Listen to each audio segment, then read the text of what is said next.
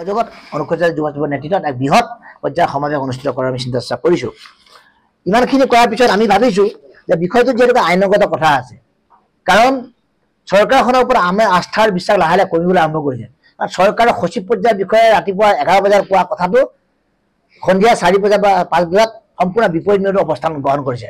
অসমৰ দুগৰাকী কেবিনেট মন্ত্ৰীয়ে অনুসূচিত ভেঙুচালি কৰি বাৰে বাৰে এই বিষয়টো উত্থাপন কৰি আছে, কিন্তু মুখ্যমন্ত্ৰী ডাঙৰীয়াই এবাৰো তেওঁলোক মানে এই বিষয়টো সন্দৰ্ভত বক্তব্য দিয়া নাই, বিবৃতি দিয়া নাই।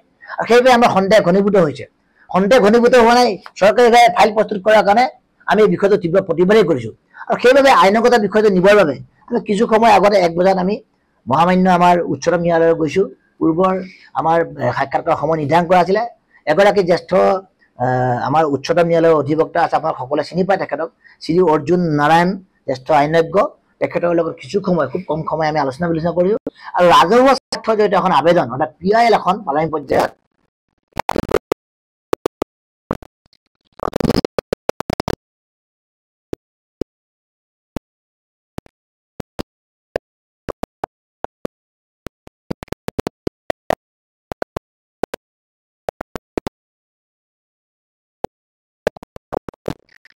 পিছতো অসম চৰকাৰে যদি বা ভাৰত চৰকাৰে যদি অনুসূচিত জাতিৰ ভিতৰত সিহঁতসকলক জোৰ জবৰদস্তি বলপূৰ্বক অন্তৰ্ভুক্ত কৰে, ইয়াৰ বিৰুদ্ধে তীব্ৰ প্ৰতিবাদ হ'ব, ইয়াৰ বিৰুদ্ধে তীব্ৰ আন্দোলন হ'ব, অসমব্যাপী হ'ব, আৰু প্ৰয়োজন বিশেষে নতুন দিল্লীতো এই কাৰ্যসূচী ৰূপায়ণ কৰা হ'ব।